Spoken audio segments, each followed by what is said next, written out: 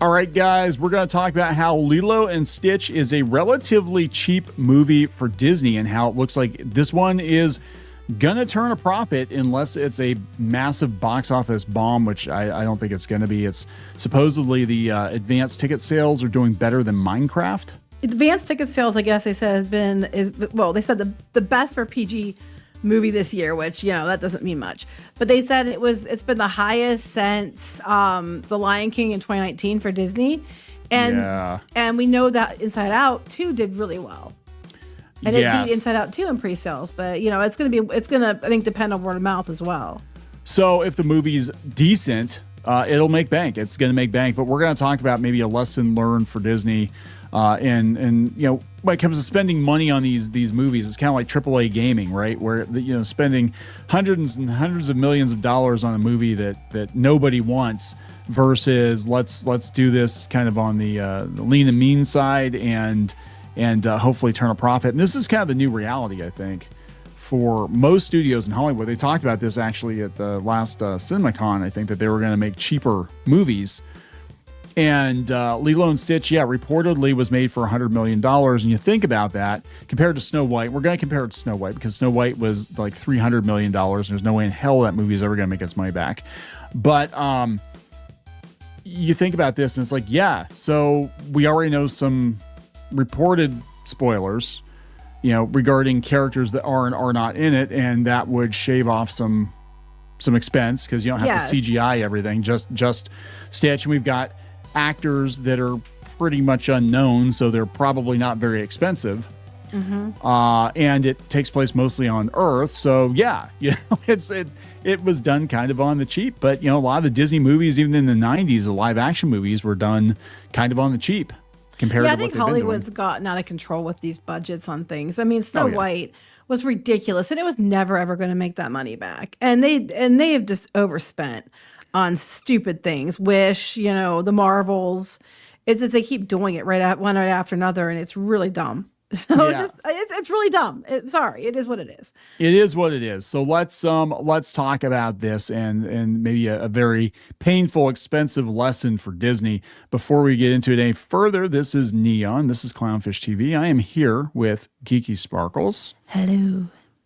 Please subscribe for more pop culture news, views, and rants, guys. If you do, you will get a woohoo. Woohoo. Check out news.clownfishtv.com for more objective pop culture news. Also this comes from Pirates and Princesses. This is another site that our company owns, and we do cover Disney news over there. And you've been following Lilo and Stitch, and we talked about, Gantu possibly not being in the movie. Yeah, that's what they're saying. They're saying that Gantu isn't in it. Now, people were saying a couple of months ago they thought that he was going to be in it, like back in February. But other people were saying that he's not going to be in it. I honestly don't know because I haven't seen it yet. But if he's not, it makes sense because that would be a lot more expensive to have another CGI character. And we already know that Jumbo and Pleakley are both going to be shown in human form more than the alien forms because of the expense. Yeah, I mean, they're saying it's because it would look weird. I'm like, I guess that in live would look action weird against like Pleakley and Jumbo. Right. Yeah.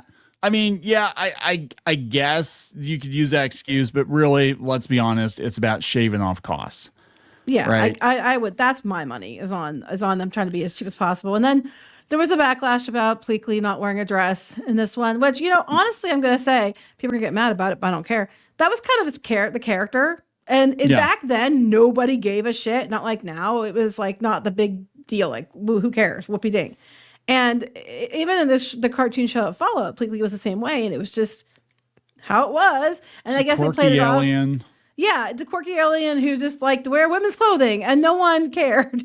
But Disney, going back to the whole wanting to go back to center thing we talked about in another video, apparently they don't want that to be in this one, so they're not doing it. And a lot of people are upset about it. It's not going to the movie for that. But other than a couple of things, this movie hasn't had anywhere near the backlash Snow White has had. We had some early stuff at the beginning, like people were mad that the girl playing Nani, they're like, she's too pale, and they got the one guy that was playing David fired for his playlist or something. From his Spotify playlist. And then originally they were talking, they weren't going to put Cobra Bubbles in it, but people were mad, so they turned around and changed that. But it hasn't had like the actors aren't out there saying stupid stuff, and other than like the Pleakley issue, which just came out recently, I don't see the backlash, like the constant hate and the constant, political bullshit that we saw with Rachel Zegler and Snow White turning people away.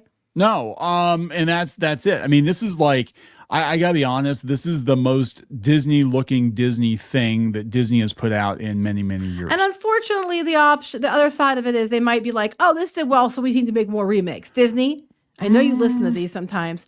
Don't do it. If you get one good, you nail it. Go out on a high note. You nailed it. Stop making these, because they almost always 95% of the time suck, and people don't want them. Yeah, this is coming from the box office subreddit, and they actually make some really good points here. They said Snow White's likely to be the biggest box office bomb of the year, while Lilo and Stitch seems to be on track to be $1 billion hit. They're saying over $100 million opening weekend. I'm hearing domestically 120 to, I think it was like 120, and then I don't know. They had another one saying it was going to be like 120 to 140 for 3 days and 140 to 170 for 4 days. But I don't know if that's the United States only or if that was globally. But I think domestically they were saying like 100, 120 for the 4 days. They say clearly there's a big difference, and it's not as simple as people either not being interested in these remakes anymore or going to see them no matter what. Rachel Zegler and Gal Gadot both had controversy, but they were small factors. If two different actresses without controversies were cast, the movie would have done a bit better due to no boycott. It would have done a lot better. Yeah. And the dwarves should have been not CGI like that. It looked terrible. It didn't help. I mean, that's the thing. It's like it might not have hurt as much as some people think. I mean, it's the same with Pedro Pascal shooting his mouth off. Like, I don't think that's going to help Fantastic Four at all. I don't think it's going to help Mandalorian at all. But I don't think if those movies fail or underperform, I don't think it's solely because of his political hot takes. People just looked at him and they're like, don't care. I think too with Snow White, they kept going on about it in the media, and Disney kept going on about it at like D23 and stuff so many times that people were just like, at that point, I've already seen it. In their mind, they're over it. They've already moved on. They hadn't said much of anything about Lilo and Stitch other than, here's a trailer. Which is weird because this one's actually looking pretty good. But I think them not saying anything actually helped it. Yeah. And that's how Disney used to do it. They used to be like, oh, surprise, here's a movie. That's like, some of the most beloved Disney movies were kind of under promoted at first. Like, people don't realize the Lion King was actually Disney's B team. It was meant to be like a filler movie. It wasn't supposed to be a main attraction. It was like, oh yeah, we'll just put this one out between bigger movies. And Lilo and Stitch too, that was done in Florida. Yeah, apparently they were doing it behind Disney's back in a way. Yeah. And now Stitch is like one of their most marketable characters. Mm-hmm. It's crazy. But yeah, so these were kind of the underdog movies anyway. And but they're like, hey, what lessons do you think they're going to learn? Because they said they put Tangled on hold, and they have Moana coming out. But after that, like, a lot of it's been up in the air, and they did totally like shelve several of them. What I'm afraid of, and I think people are afraid of in general, and that's what they're talking about, is that Disney's going to see this and be like, no, we need to do more of these. You don't. Get it right. Yeah. Got one, good one, end on a high note, move on. Don't make me come down there. Yeah, we don't need this anymore. I mean, every once in a while, Disney would put a live action remake out where it made sense. We had 101 Dalmatians, and I think we had 102 Dalmatians too, if I remember correctly. But like, they kind of come and go, whatever. And now it's like every damn movie they're just going back, and it's in a lot of ways, to me, worse than the direct to DVD sequels, because the direct to DVD sequels you could easily ignore. Well, they were even going with Bambi. I'm like, oh my, are you kidding? That one I'm sure I haven't heard anything else about. So that one's probably shelved too. Bambi's like, dead, and Bambi. so is his and then mom. that was like Dwayne Johnson was there's gonna be in something. And I'm like, what the hell? No one needs a live action Bambi. It's called hunting season. It's all over in PA already. Yeah. So they're basically saying, they're going to look at maybe Disney Renaissance movies, but they've strip mined pretty much everything that had any value at this point. I mean, people don't want more live actions, right? No, we don't want more. And they're afraid that they're going to take that their takeaway will be more. takeaway is not more. You're going to do really well with this one, I believe. I really do believe Lilo and Stitch is going to do very well. Everybody I talked to, for the most part, is excited about seeing it. We're going to go see it. A lot of people are going to go see it. It's already pre-sales are higher than anything since 2019 Lion King, as far as like a Disney live action remake, which is crazy.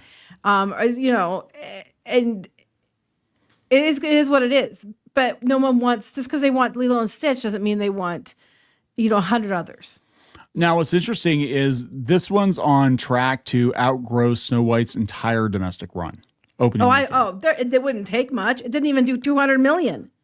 Yeah, it was like they're saying just Memorial Day weekend, it's gonna blow past Snow White.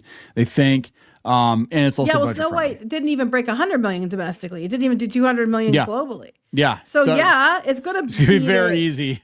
And we're talking a movie that was estimated 100 million. They're saying that for this one to actually start making money, it would only have to hit, what are they saying, 200 million globally to break even, and then profit probably like 300, and it might do that in a week or two. Yeah, because they're already saying they're guesstimating just domestically it's going to go over that. At least 100, 120 is what they're guesstimating. Again, that might be for 4 days, so that's not as much of a win as if it had been 3 days. But we'll see. They're saying that it might not go bigger. It might go bigger. I think the review embargo goes up tomorrow, I believe. So I think people are waiting to see what that's comes out about that. But everything that I've heard from people who've supposedly seen it is it's good. Yeah. Did you like the original? Okay, well, it's literally just that again. Well, except no Gantu and Gantu. Pleakley isn't wearing dresses and wigs and flipping his hair. But it's so weird to have this and How to Train Your Dragon so close together, because it was the same, same director. That might eat into each other. Yeah, but same director on both. Director. You're right. Yes. Yeah. So boy, it's gonna be a stellar month for that guy. Yeah, I don't know. This summer's actually, look, I'm gonna be honest. I'm looking at the movies coming out this summer, and I think there are gonna be some in there that are gonna make a lot of money. I think How to Train Your Dragon is gonna make a lot of money. Yeah, the ones we were just talking earlier, I want to go see Lilo and Stitch, and then the Karate Kid Legends is the next week, and then Karate Kids. Oh man, I forgot about that one. And then after that, like a couple weeks after that, is How to Train Your Dragon. Yeah, and then we're gonna probably go see Superman and Fantastic Four. I don't know what's gonna happen with those. We're gonna go see those. I'm sure there's other ones I can't off the top of my head think of them. I know there was more I wanted to see, but I know at least for the next month I'm gonna be in the theater 4 or 5 times probably. Yeah, it's pretty much like, it feels like this is kind of making up for the last couple of years that haven't been big, right? And I talked about this before on, I think it was when I was on Wes's Thinking Critical this weekend, and I said we had a couple of years in the early 90s where there really weren't any major summer blockbusters. Like we had 1 year Dick Tracy was the big movie, and then the next year it was, and then the next year it was like, I think Rocketeer, which is a good movie, but not really like Rocketeer. But it's a good movie, but it's not like the same level of Batman. You know what I'm saying? Because like we had Batman come out in '89, then we had like 2 or 3 years, and then I think the other year was like Robin Hood, Prince of Thieves, or something. I loved Robin Hood, Prince of Thieves. I know, but it wasn't like you know what I'm saying? It did really well. People were going to see that one in the theater. I don't remember what it did in the theater, but I remember people were going to see it like 3 or 4 times. My biggest takeaway from that one. It is the greatest treasure in all the land. It was they reused the Ewok village for the Sherwood Forest playset. Oh yeah, remember that? Is Kenner made the figures? Yeah. So they were like all those toy companies did that. That's what they did. Oh yeah, Masters of the Universe. All that stuff like the early Masters of the Universe. For those of you who aren't versed in the history, they were Big Jim animals and stuff. So that's where Zoar came from, and Battle Cat. They just painted them different, and so like how can we use these? Let's repurpose as much as we can, and it worked. Yeah. Make them fuzzy. Make it fuzzy. Yeah, make it fuzzy. Make it green. So yeah, it's gonna be really interesting to see what happens, and hopefully, look, it's just this year the box office is gonna be pretty good. I think the only thing that could throw a wrench into it, I think, is the economy. If the economy is not great, now does that mean that everything's gonna be like super amazing and like the best movies ever? No, but no. It looks like we're gonna have some crowd pleasers. I think there's gonna be a lot of films people are gonna have things to go see. Whether or not they're going to be good movies is yet to be seen, but I think people are going to go to the theater.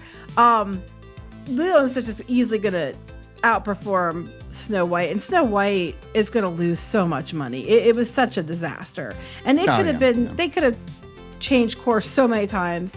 We kept telling them to do it. They, of course, they don't listen to us. Why would they? But they should. They did it anyway, and we all know what happened. So Stitch is probably going to kick their ass. Yep. So anyway, And we're gonna wrap it up. Yeah. Please subscribe for more pop culture news, views, and rants. We'll talk later. Bye. For more pop culture news, views, and rants, go to news.clownfishtv.com. That's news.clownfishtv.com.